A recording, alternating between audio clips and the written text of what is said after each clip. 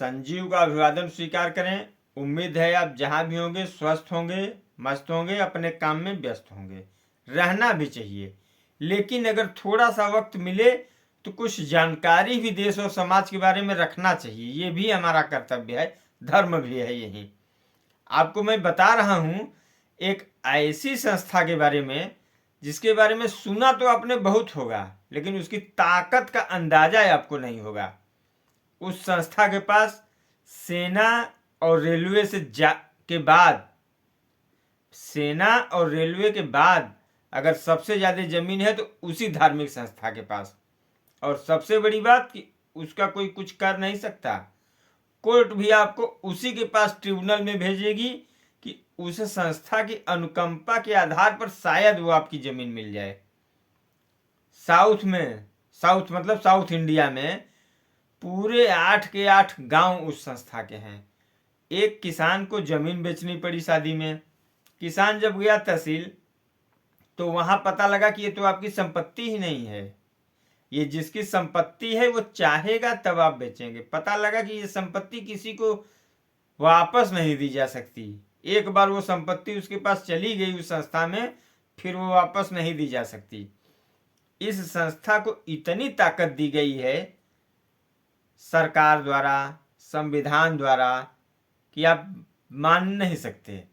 अगर आपको बताया जाएगा कि संविधान ने उसे इतनी ताकत दी कि कोर्ट उसकी कोई सुनवाई नहीं करता, उसका स्पेशल ट्रिब्यूनल ही उसकी सुनवाई करेगा और वो चाहेगा तभी आपको मिलेगी जमीन। हिंदू की हो, मुसलमान की हो, किसी भी की हो, लेकिन अगर चली गई वहां तो वापस नहीं आनी है। और उस संस्था पे जो इतने अधिकार दिए गए हैं, राज्यसभा में क्वेश्चन एक सदस्य ने उठाया, राज्यसभा के सांसद हैं, वो सदन में क्वेश्चन की मांग कर रहे थे तो विपक्ष मतलब जिनकी पहले सरकारें थी उन लोगों ने विरोध कर दिया कि आप क्यों वक्फ की जमीन पर नजर गड़ाए हैं। वक्फ बोर्ड, जी हाँ, मैं वक्फ बोर्ड की चर्चा करना चाहता हूँ। रेलवे और भारतीय सेना के बाद अगर किसी के पास जमीन है तो सिर्फ और सिर्फ वक्फ बोर्ड के पास। भारत से जो पाकिस्तान चले गए मुसलमान, उनकी जमीनें वक्फ बोर्ड के पास। और तमाम साउथ में तो पूरे 8 के 8 गांव और कई लोगों, कई किसानों की जमीनें हैं जो वक्फ बोर्ड वापस नहीं कर रहा किसी को। और अगर वो ले लिया तो ले लिया, सही या गलत इसमें आप कुछ नहीं कर सकते।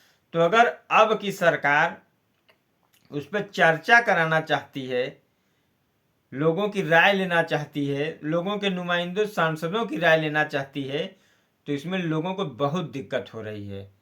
विपक्ष के लोग चिल्ला रहे हैं, जो पहले सरकार में थे आज विपक्ष में हैं, वो कह रहे हैं कि सरकार ऐसा नहीं कर सकती। क्यों नहीं कर सकती? और यही लोग चिल्ला के कह रहे हैं कि सरकार संविधान बदल रही, संविधान को बचाइए। अब आप सोचिए, वो संविधान के जो 1500 साल पुरानी संपत्ति, 1500 साल पुराने मंदिरों पे कब्जा करके बैठी है और वो संविधान उसकी रक्षा कर रहा है।